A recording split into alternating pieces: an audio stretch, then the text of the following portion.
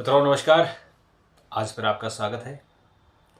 आज मित्रों दो तीन महत्वपूर्ण खबरें हैं। एक खबर है कि चीन ने उकसावे की कार्रवाई की है। उसने जो तिब्बत का दक्षिणी भाग है, जो हमारा अरुणाचल प्रदेश है, उसे चीन तिब्बत का दक्षिणी भाग मानता है, अपना हिस्सा मानता है। तो कई बार वो अपने जो भौगोलिक मानचित्रण बनाता है और उस मानचित्र में जो भारत के हिस्से वाले गांव हैं उनको उनका दोबारा से नामाकरण करता है और फिर भारत ऑब्जेक्शन करता है तो फिर वो पीछे हट जाता है। लेकिन इस तरह की कार्रवाई वो उकसावे की कार्रवाई करता है।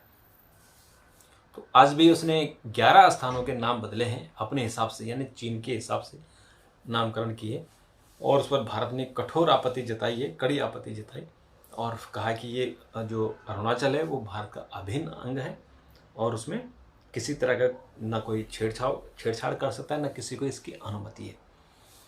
आपको बता दें कि अरुणाचल का जो एलएसी वाला हिस्सा है उसको लेके आए दिन झगड़े होते रहते हैं।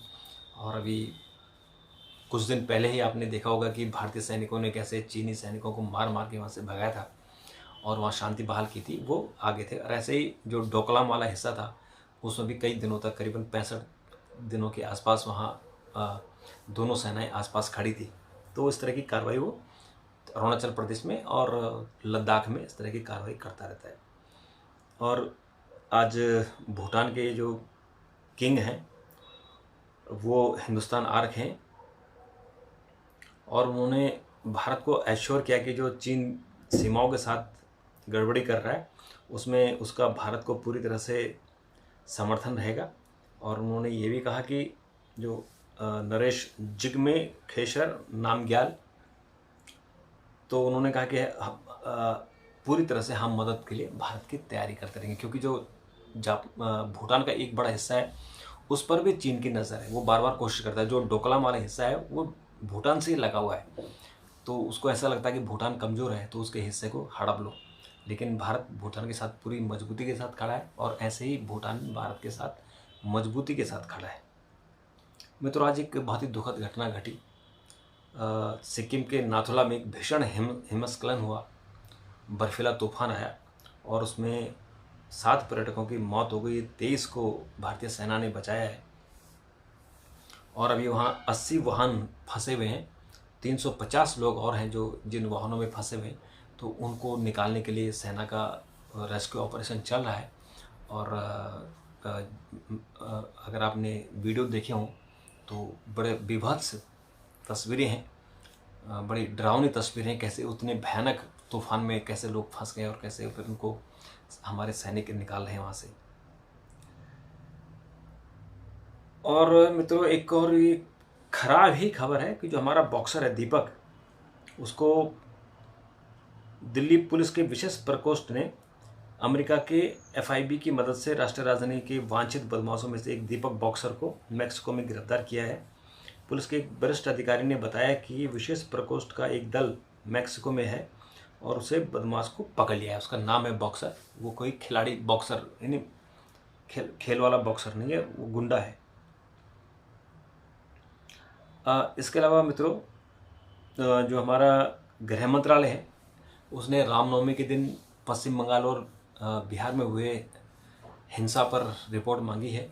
और गृह मंत्रालय, चूँकि आंतरिक सुरक्षा गृह मंत्रालय के पास है, तो ये भी सुनिश्चित करना गृह मंत्रालय का ही काम है कि हमारे नागरिक सुरक्षित रहे। तो रामनवमी के दिन बिहार शरीफ और सासाराम में जो रामनवमी की यात्रा थी, जुलूस था, वो मुस्लिम बाहुल क्षेत्र से निकला तो वहाँ पथराव हुआ। और ऐसे ही बंगाल में भी हुआ, हुगली में और 2 और ज़िलों में, तो वहाँ भी बड़ी हिंसा हुई, पथराव हुए, गाड़ियाँ जलाई गई, फूंकी गई।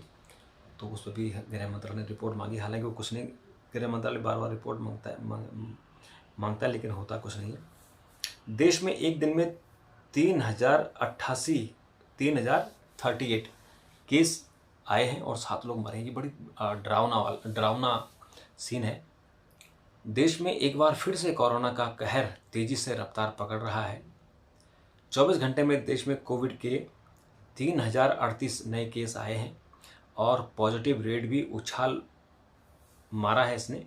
और इस वक्त देश में 19 ये जो कोविड-19 के 21,000 से ज़्यादा लोग हॉस्पिटल एडमिट हैं, ये बीमार।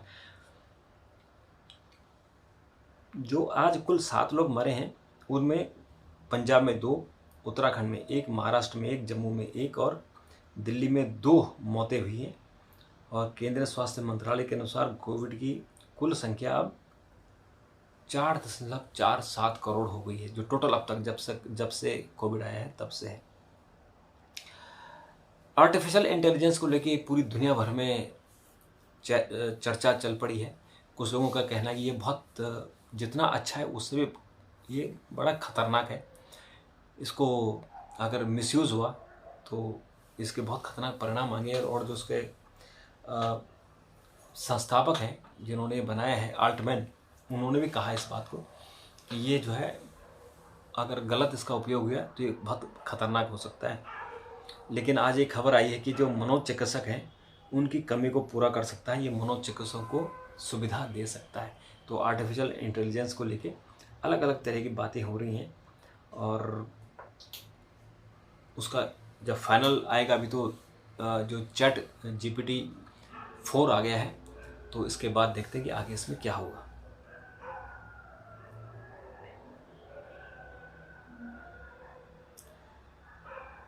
इसके अलावा मित्रों एक और जो खबर है जो जिस पे थोड़ी सी चर्चा करनी है कि CBSE ने अपने जो 10वीं 11वीं और 12वीं के इतिहास से और राजनीतिक शास्त्र से मुगलों का इतिहास, समाजवाद और कांग्रेस के उत्थान की जो चैप्टर थे उनको हटा दिया है। तो उसको लेके देश भर में एक चर्चा थी कि मुगलों का जो इतिहास था उसको महिमा मंडित करके पढ़ाया जा रहा है। लेकिन अब NCERT के जो डायरेक्टर हैं सकलानी साहब, उन्होंने कहा है कि कोई चैप्टर नहीं हटाए गए। कोविड के कारण बच्चों का बोझ करने के लिए उसको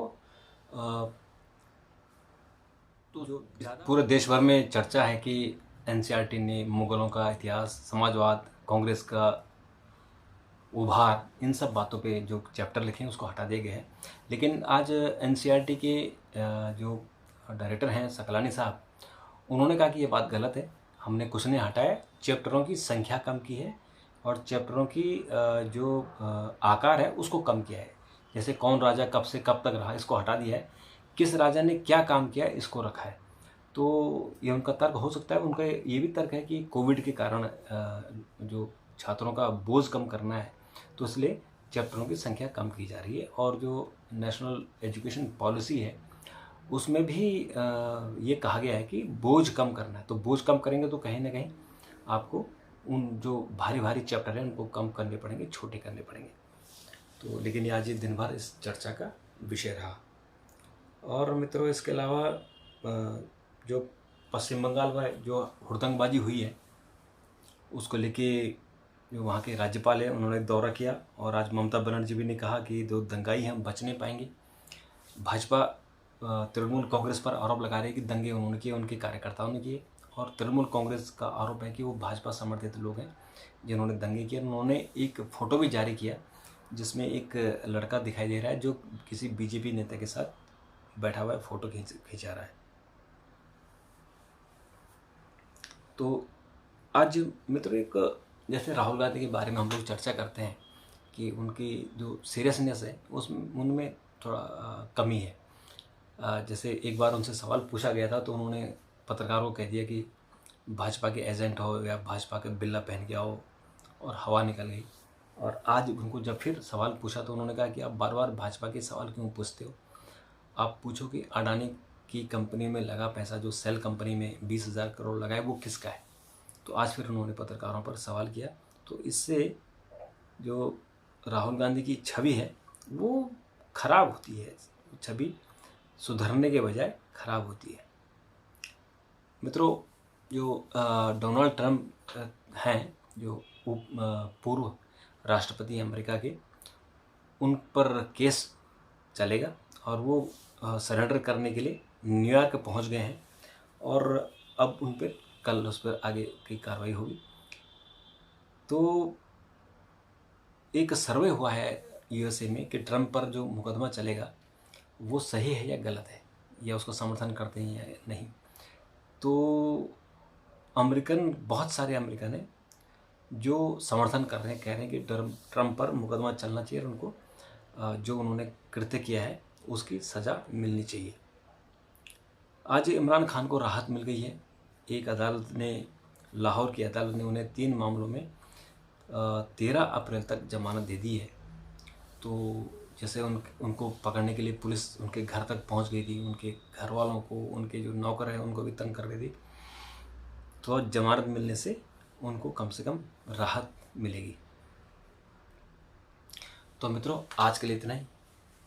कल फिर आपसे मुलाकात होगी। तब तक के लिए नमस्कार, थैंक यू, धन्यवाद, नमस्कार।